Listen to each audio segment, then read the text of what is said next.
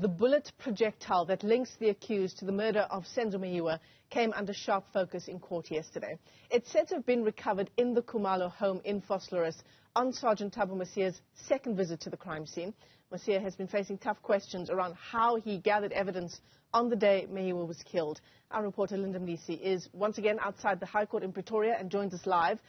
Linda, there's a lot going on in court at the moment, isn't there? I just want to begin by saying that this change in the title of Sergeant Thabo Mosia, he says he's actually not a forensic investigator. He's a criminal investigator, and I dare say there's a big difference.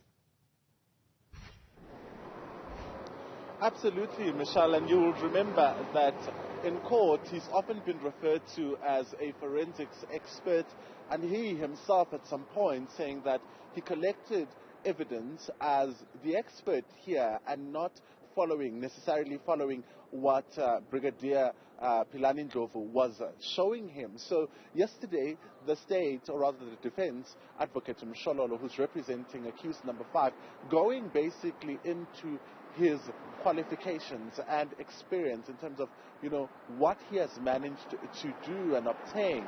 And he detailed how he did certain courses, short courses, within the SAPS, and at the time when Meyiwa was killed, in fact, he had just obtained an internal certificate with the South African Police Service.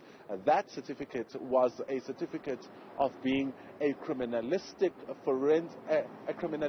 expert in forensics. That's the term that he's used. In fact, he goes on to say that those certificates, Michelle, allowed him to enroll for a BTEC with UNISA, and he did get an exemption not to complete a diploma from the university in order to complete that BTEC, which basically means that in 2019, when he obtained that BTEC, it had been 5 years after Senzo Meyiwa's murder. During the time when Senzo Meyiwa was murdered, he only had a certificate, and he attended that scene with just a certificate. It brings about questions, Michelle, around, of course, the handling of the scene and how he gathered this particular evidence.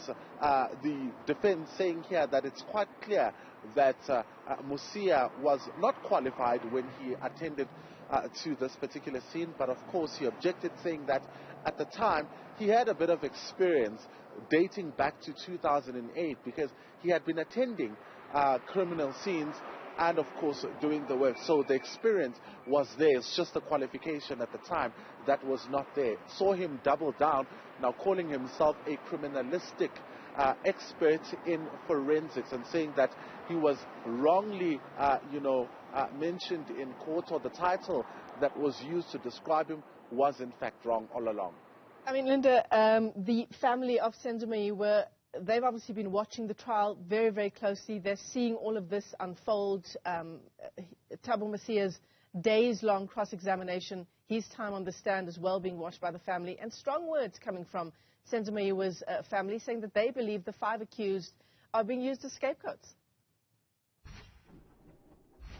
They've been saying this from the onset, Michelle. You'll remember when the police minister, Begicele, announced this was on the 26th of October 2020, that 5 men had been arrested between Gauteng and KwaZulu-Natal. The response from the family was that these are not the right suspects. In fact, Senzo Meyiwa's mother saying that these are not the suspects. They just, picked people who were in prison to come and account for a crime that they did not commit. And it also then boils down to the evidence that we're hearing here in court. You'll remember Sergeant Thabo Mosia saying that he made 2 visits to that particular crime scene, and the bullet that now links these accused, we're hearing from Advocate Mshololo, is that it now links the accused to this particular crime. But the question now is around when it was actually discovered, because Sergeant Thabo Mosia said he did not pick it up the first time he went to the scene. It was only the second time, when he was now joined by the crime scene management task team, that he managed to gather that evidence. It also comes in the context of those witness statements, Michelle, that we heard, that there may have been the cleaning of the scene by some of, the neighbors. Let's take a listen to what Advocate Mshalola had to say about that bullet projectile. And that exhibit, Mr. Mosia, the bullet recovered on top of the cupboard, is the one that is set in terms of the ballistic report that is linking the accused with this case.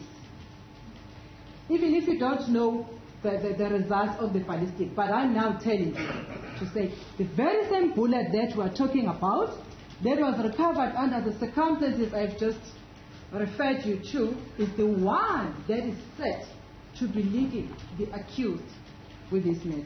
You understand that? Okata o sa tsebe di results tsa ballistic hore di reng.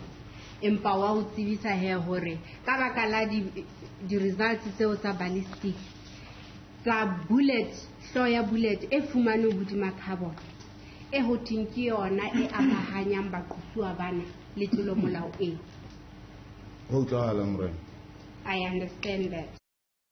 Well, the case continues today in the High Court in Pretoria. Linda Mnisi is once again covering that story for us.